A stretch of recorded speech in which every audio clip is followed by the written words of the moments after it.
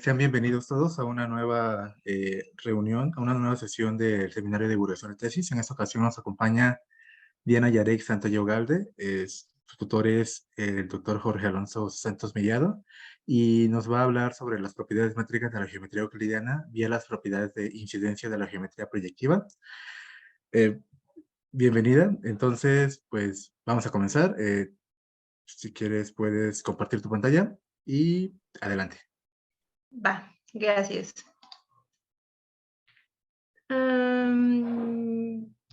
Ya están viendo mi pantalla, ¿verdad? Sí. Va. Bueno, hola, ¿qué tal? Es un gusto estar con ustedes.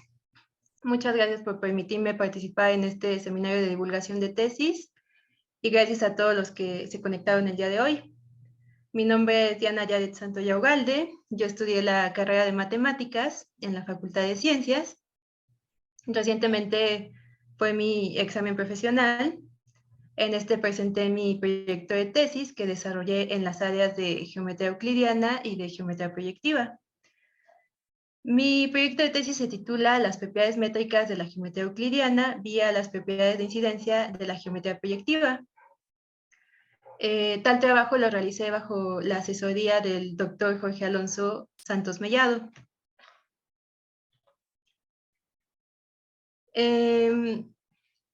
Introducción. Bueno, la geometría euclidiana parece estar asociada a nociones de magnitud. En gran medida, este hecho se debe al origen y desarrollo histórico de la misma, así como a la aplicación inmediata de esta disciplina a los problemas prácticos mediante el uso de herramientas métricas. De allí que naturalmente se piense en una relación indisoluble entre la geometría euclidiana y las propiedades de magnitud. Más aún resulta natural suponer que la columna vertebral de la geometría euclidiana está formada por nociones de magnitud propias de este dominio, a saber, la noción de punto medio de un segmento, la de líneas paralelas, la de líneas perpendiculares y la de bisectrices de un ángulo. No obstante, nos preguntamos, ¿será posible definir tales nociones de magnitud del plano euclidiano a partir de relaciones de incidencia del plano proyectivo real?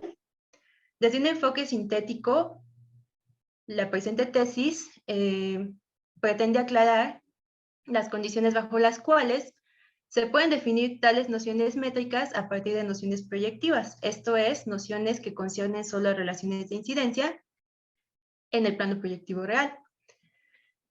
Como veremos, con base en las propiedades de relación armónica, involuciones y polos y polares, definiremos las nociones de punto medio de un segmento, líneas paralelas, líneas perpendiculares y bisectrices de un ángulo. Más aún, con base en las propiedades de relación armónica e involuciones, definiremos elementos asociados a una cónica, a saber, el centro, las directrices, los focos, los diámetros, los ejes, las asíntotas. Y bueno, desde este punto de vista, el objetivo de mi tesis es aclarar las condiciones bajo las cuales se derivan propiedades métricas de la geometría euclidiana vía propiedades de incidencia del plano proyectivo real. Para comenzar, definiremos la noción de líneas paralelas. Esta, en el plano proyectivo real, tal noción se relaciona con la extensión del plano euclidiano al plano proyectivo real. En el plano euclidiano decimos que dos líneas distintas se intersecan en un único punto, a excepción de las líneas paralelas, mientras que en el plano proyectivo real, cualesquiera dos líneas distintas se intersecan en un único punto, sin excepción alguna. Para extender el plano euclidiano al plano proyectivo real, se acuerda que todo par de líneas paralelas se intersecan en un punto al que llamamos punto al infinito. Y se acuerda que todos los puntos al infinito del plano inciden con una línea a la que llamamos línea al infinito. De esta manera, el plano proyectivo real se define como el conjunto de puntos y líneas del plano euclidiano más los puntos al infinito que inciden con una línea que se llama línea al infinito, de tal manera que toda línea del plano incide con un único punto al infinito. Así pues, en el plano proyectivo real, decimos que dos líneas son paralelas si solo si inciden con un punto al infinito. Para continuar, definiremos la noción de punto medio de un segmento. Para ello utilizaremos propiedades de hileras armónicas. En el plano euclidiano, dados 4 puntos colineales A, B, C y D, decimos que estos puntos forman una hilera armónica si se cumple que AC entre CB es igual a menos AD entre DB. Mientras que en el plano proyectivo real, decimos que 4 puntos colineales A, B, C y D forman una hilera armónica si existe un cuadrángulo completo PQRS tal que los puntos A y B coinciden con 2 de sus puntos diagonales y los puntos C y D inciden con los 2 restantes lados de este cuadrángulo completo. En ambos planos decimos que los puntos C y D son conjugados armónicos con respecto a los puntos A y B. En el plano euclidiano tendremos un resultado que nos permitirá relacionar las hileras armónicas en el plano euclidiano con las hileras armónicas en el plano proyectivo real. Tal resultado, como dije, es realizable en el plano euclidiano y dice lo siguiente. Si tenemos 4 puntos colineales A, B, C y D, y esos 4 puntos cumplen que AC entre CB es igual a menos AD entre DB, esto ocurre si solo si existe un cuadrángulo completo PQRS tal que los puntos A y B coinciden con 2 de sus puntos diagonales y los puntos C y D inciden con los 2 restantes lados del cuadrángulo completo. Como caso particular de esta proposición, tenemos el siguiente resultado, que es realizable en el plano euclidiano. Dice lo siguiente, sean A, B y C, ABC 3 puntos colineales, de tal manera que C es el punto medio del segmento AB. Esto ocurre si solo si existe un cuadrángulo completo PQRS, tal que A y B coincide con 2 de sus puntos diagonales, el punto C incide con el quinto lado del cuadrángulo y el sexto lado es paralelo a la línea AB. Con base en este resultado es que podemos definir en el plano proyectivo real la noción de punto medio de un segmento sin recurrir a nociones de magnitud.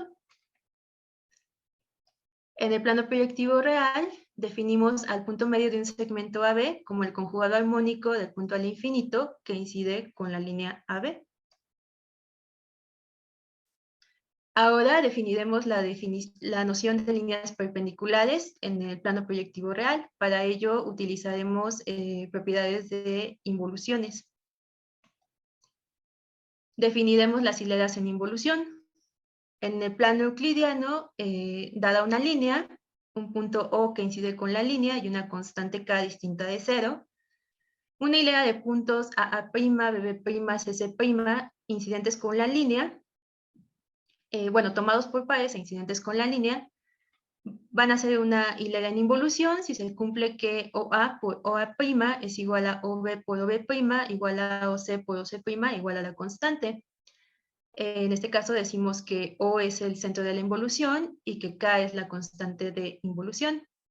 Mientras que en el plano proyectivo real, dada una hilera de puntos AA', BB' y CC', decimos que forman una hilera en involución si existe una proyectividad de periodo 2 de la hilera en sí misma. En ambos planos decimos que los pares de puntos correspondientes bajo la involución son pares de puntos conjugados de la involución. Las hileras sin involución se clasifican en 2 tipos, elípticas e hiperbólicas. En el plano euclidiano decimos que una hilera en involución es elíptica si los 2 puntos de un par conjugado están en distintos lados del centro, y decimos que una involución es hiperbólica si los 2 puntos de un par conjugado están del mismo lado del centro. Mientras que en el plano proyectivo real decimos que una hilera en involución es elíptica si no tiene puntos dobles o invariantes, y una involución es hiperbólica si tiene 2 puntos dobles o invariantes. El siguiente resultado es realizable en ambos planos, tanto en el euclidiano como en el plano proyectivo real, y este resultado nos permite caracterizar las involuciones en función de un cuadrángulo completo. Este resultado dice lo siguiente: los puntos AA', BB' y CC' son pares conjugados de una involución si y solo si inciden con pares de lados opuestos y un cuadrángulo completo PQRS. Como caso particular de esta proposición, en el plano euclidiano, obtenemos el siguiente resultado. Tenemos que los puntos AA', BB' son pares de una involución con centro O, si solo si existe un cuadrángulo completo, PQRS, tal que los puntos AA' y BB' inciden con pares de lados opuestos del cuadrángulo, respectivamente. El punto O incide con el quinto lado del cuadrángulo y el sexto lado es paralelo a la línea AB. Con base en este resultado, definimos lo siguiente. En el plano proyectivo real, decimos que el centro de una hilera en involución es el conjugado del punto al infinito que incide con la línea de la hilera. Ahora definiremos los haces en involución. En el plano euclidiano, unas de líneas AA', BB', CC', que inciden con un punto O, decimos que forman un haz en involución si una transversal corta al haz en una hilera en involución, mientras que en el plano proyectivo real, unas de líneas AA', BB', CC' forman un haz en involución si existe una proyectividad de periodo 2 del haz en sí mismo. En ambos planos decimos que los pares de líneas correspondientes bajo la involución son pares de líneas conjugadas de la involución. Los haces en involución también se clasifican en elípticos e hiperbólicos. En el plano euclidiano decimos que un haz en involución es elíptico si una transversal corta al haz en una hilera en involución elíptica. Y decimos que una involución es hiperbólica si una transversal corta alas en una hilera en involución hiperbólica. Mientras que en el plano proyectivo real decimos que una involución es elíptica si no tiene líneas dobles o invariantes, y una involución es hiperbólica si tiene dos líneas dobles o invariantes.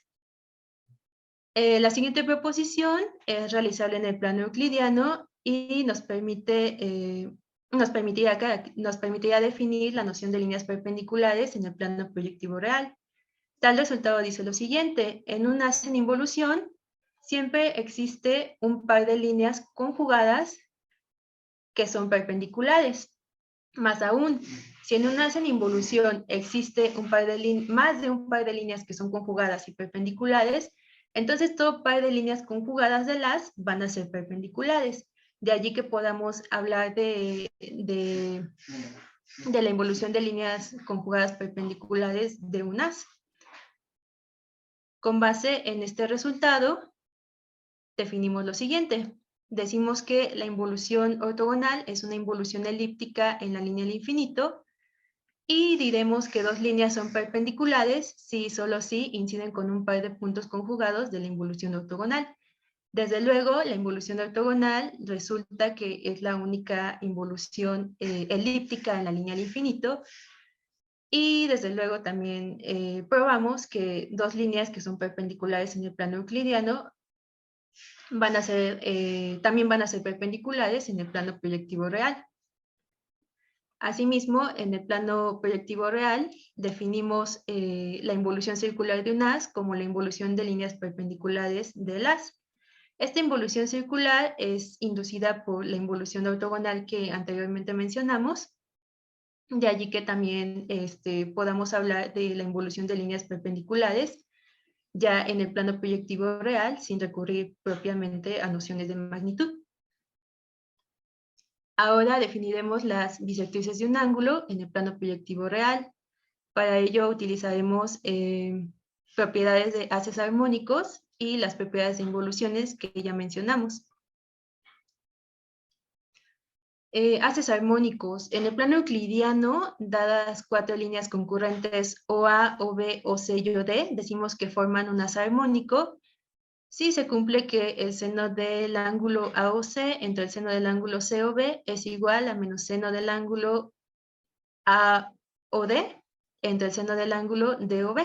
Mientras que en el plano proyectivo real, cuatro líneas concurrentes ABCD forman una hilera armónica si existe un cuadrilátero completo, PQRS, tal que las líneas A y B coinciden con dos líneas diagonales del cuadrilátero y las líneas C y D inciden con los dos vértices restantes del cuadrilátero. En ambos planos decimos que las líneas C y D son conjugadas armónicas con respecto a las líneas A y B. La siguiente proposición es la que nos ayudará a definir la noción de bisectrices de un ángulo en el plano proyectivo real. Tal proposición dice, es realizable en el plano euclidiano y dice lo siguiente: en un haz armónico de líneas, un par de líneas conjugadas armónicas son perpendiculares si y solo si son las bisectrices de los ángulos formados por el otro par de líneas.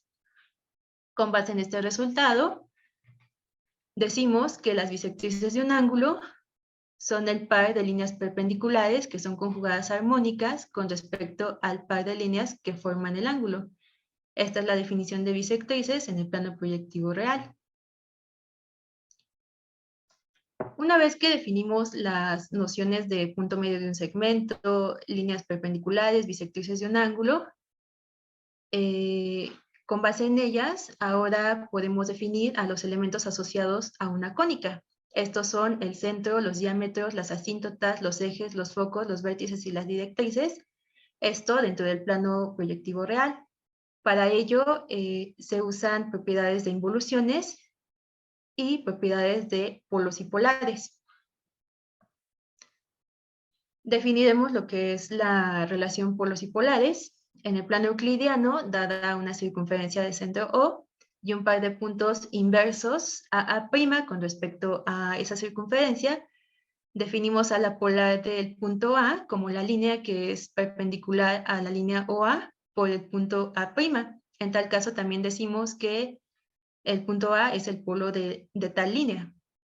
Mientras que en el plano proyectivo real, dada una cónica y un punto A que no está en la cónica, definimos a la polar del punto A como la línea que incide con los conjugados armónicos del punto A con respecto a un par de puntos que están en la cónica y que son colineales con A. Asimismo, decimos que la polar de A incide con todos los puntos de intersección de las tangentes a la cónica por todos estos pares de puntos que son colineales con el punto A. De manera dual, también podemos definir la noción de polo de una línea con respecto a una cónica. Y en ambos planos se cumple que si una línea es la polar de un punto, esto ocurre si solo si el punto es la polar de la línea. En ambos planos también tenemos la siguiente definición. Decimos que A y B son conjugados polares con respecto a la cónica o a una circunferencia si la polar de uno de los puntos incide con el otro punto, y decimos que dos líneas A minúscula y B minúscula son conjugadas polares con respecto a una cónica o a una circunferencia si el polo de una de las líneas incide con la otra línea. La siguiente proposición es realizable en el plano proyectivo real. Está basada en la noción de conjugados polares que acabo de mencionar, y esta nos permitirá definir elementos asociados a las cónicas un poco más adelante.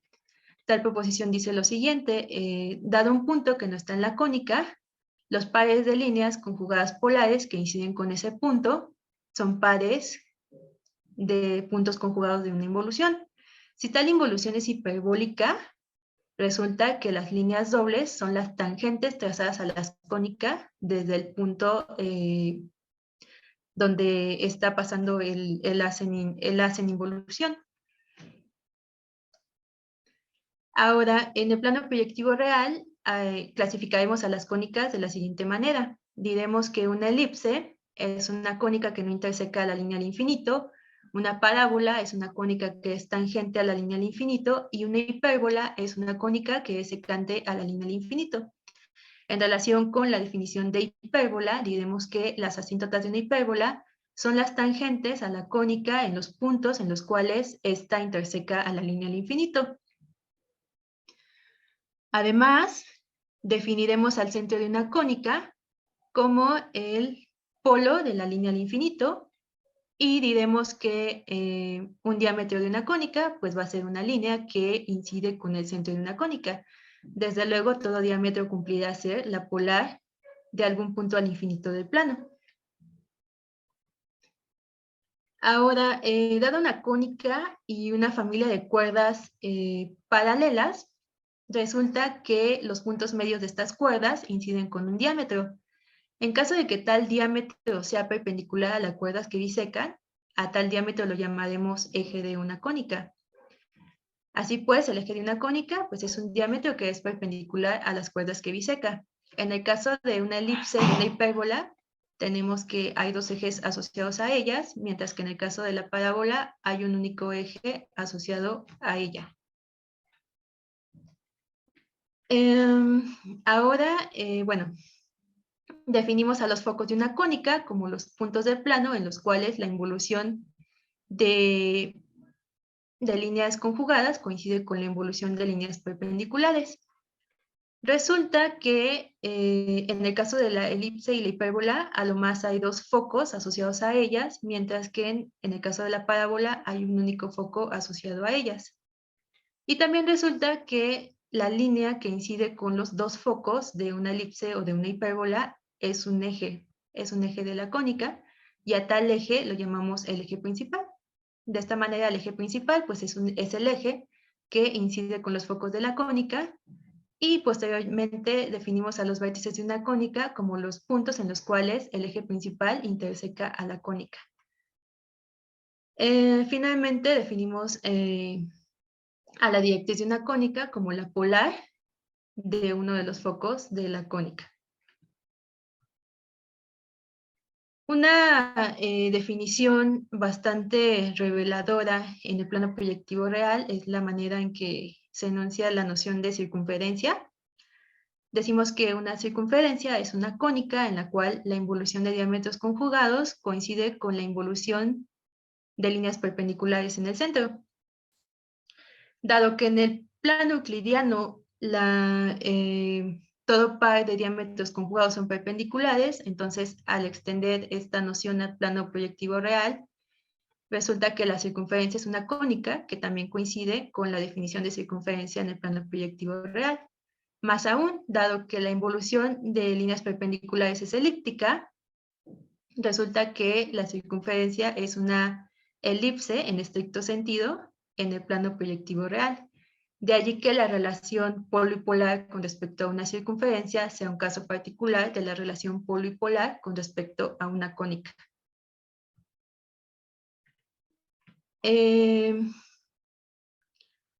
Las nociones proyectivas de los elementos asociados a una cónica que acabamos de mencionar, más las propiedades de involuciones, relación armónica y polos y polares, devienen en las principales caracterizaciones métricas asociadas a las cónicas. Estas son las propiedades de tangentes a las cónicas, la excentricidad y las propiedades de radios focales.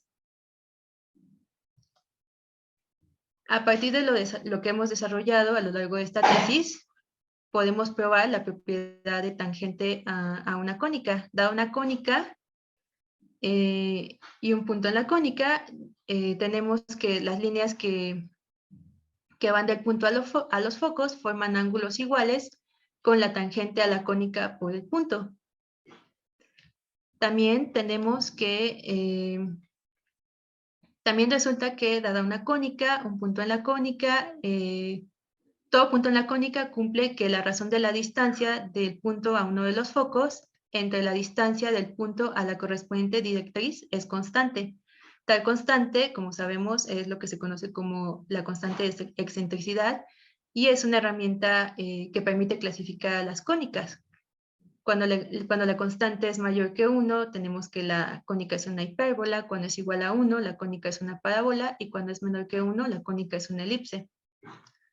Finalmente, tenemos la propiedad de radios focales asociadas a una cónica. Los radios focales pues, son las distancias de un punto a los focos de una cónica. En el caso de la elipse, tenemos que la suma de los radios focales es constante, mientras que en el caso de la hipérbola, tenemos que la diferencia de los radios focales es constante. Conclusiones. En el plano proyectivo real logramos definir las nociones de líneas paralelas, punto medio de un segmento, líneas perpendiculares y bisectrices de un ángulo, vía propiedades de incidencia. Más aún, en este mismo plano, clasificamos a las cónicas y definimos elementos asociados a las cónicas. La suma de todos estos elementos más las propiedades de involuciones, hileras armónicas y polos y polares devienen en las caracterizaciones métricas más conocidas de las cónicas, a saber, la excentricidad y las propiedades de las cónicas enunciadas en función de los focos.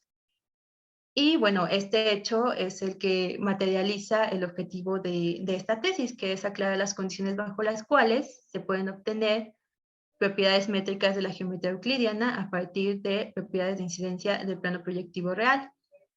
Nos parece importante mencionar que esta tesis cimienta las bases de una potente línea de investigación que continúa dilucidando cómo se pueden derivar propiedades de magnitud de la geometría euclidiana a partir de propiedades de incidencia de la geometría proyectiva.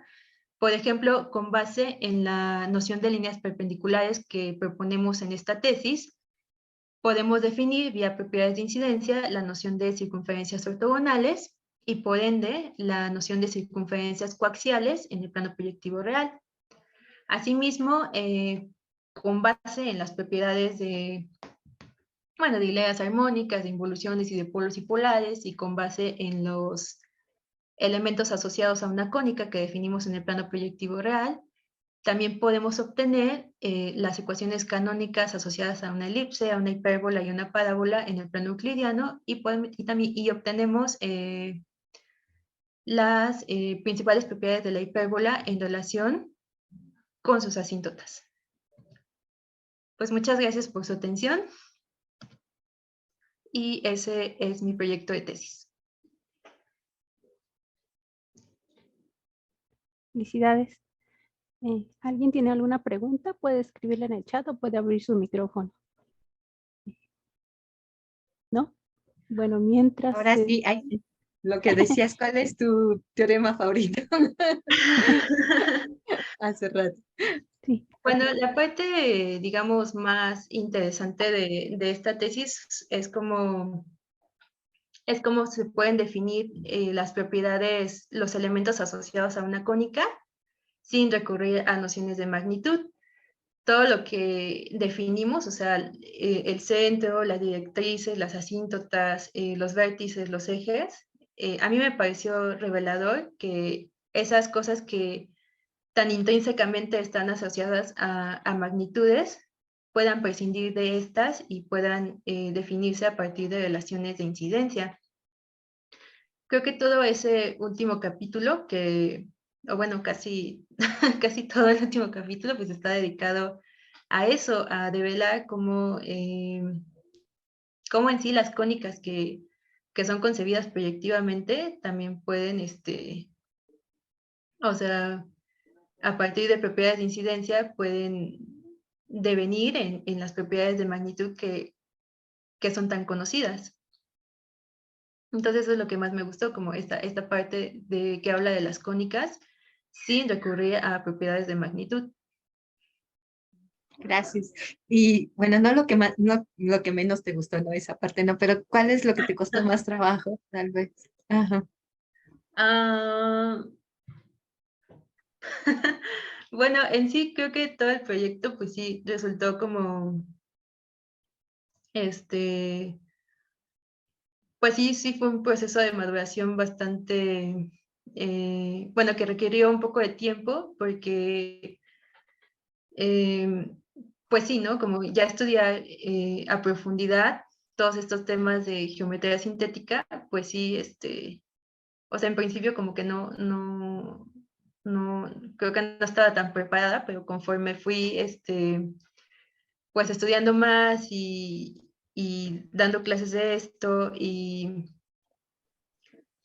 bueno, o sea, les platico que en principio, pues, o sea, yo planeaba hacer un proyecto que dilucidara como las relaciones que hay entre el plano euclidiano y el plano proyectivo real. Dentro de este proyecto, pues encontré muchas semejanzas y diferencias entre estos planos.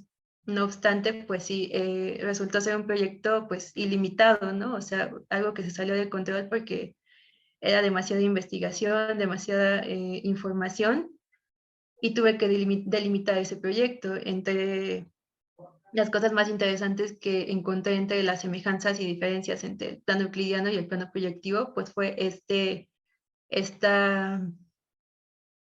tema tan revelador de que me decía, bueno, la geometría que en principio está arraigada a la magnitud, puede prescindir de ella y puede estudiarse a partir de relaciones de incidencia. O sea, como que me pareció, pues no sé, impresionante ver que a partir de las relaciones de incidencia se puede obtener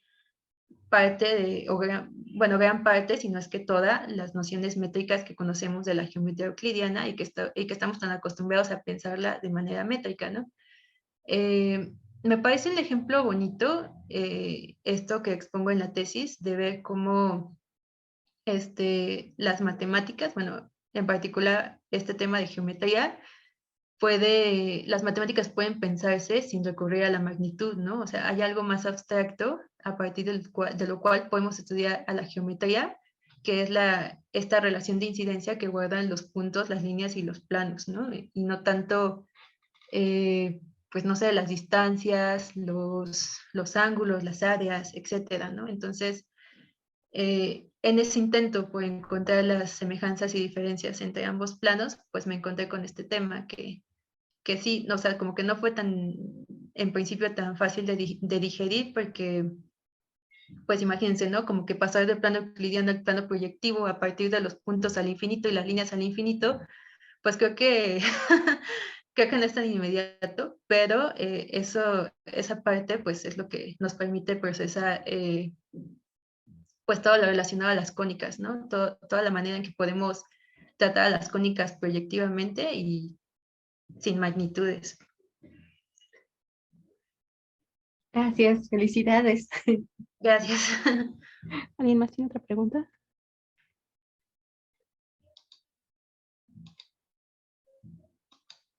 Bueno, mi pregunta, ¿cómo te decidiste por tu asesor? ¿Cómo elegiste tu asesor? Mi asesor,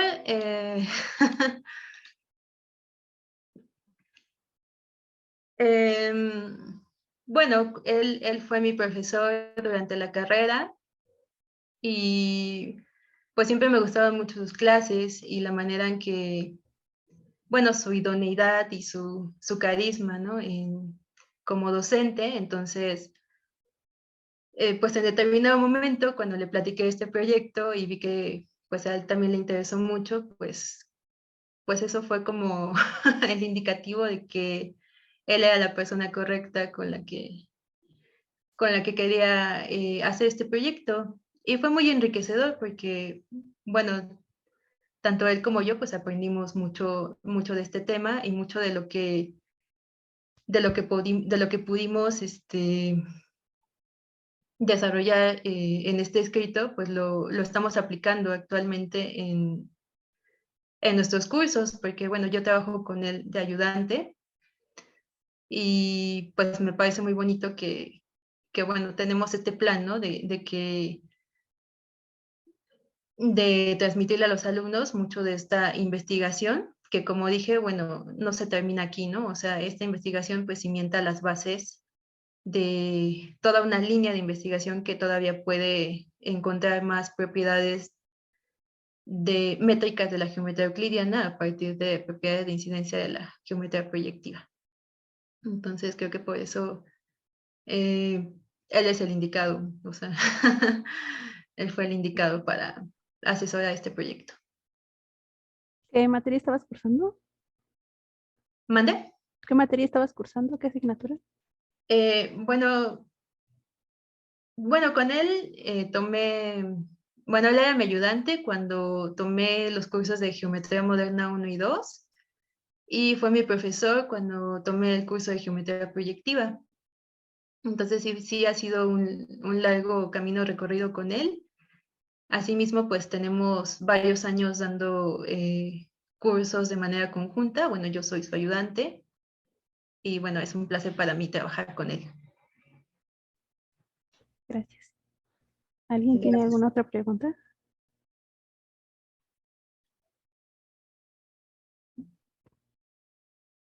Bueno, pues parece que no hay más preguntas. Pues felicitaciones. Está muy bonito tu trabajo. Muchas Le cedemos gracias. el turno a Felipe.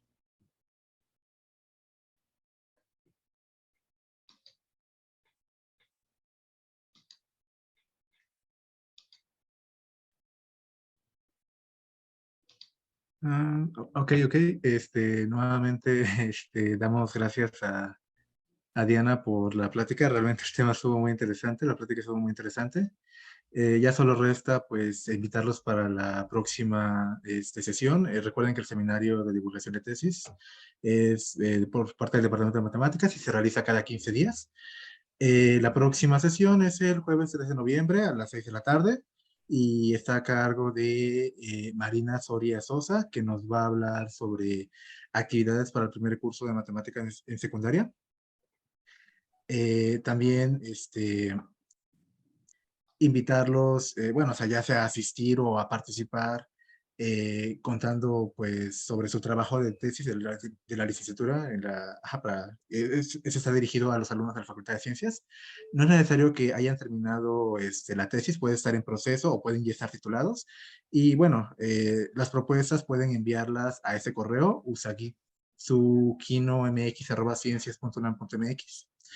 Y también pues pueden seguirnos en nuestras redes sociales. En Facebook aparecemos de esta forma y en YouTube aparecemos como Seminario de Divulgación de Tesis. Ahí subimos todos los videos que se graban en las sesiones y por lo tanto ahí va a aparecer el video que se grabó de esta sesión de Diana.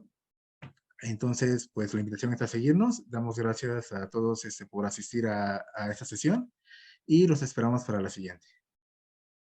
Muchas gracias.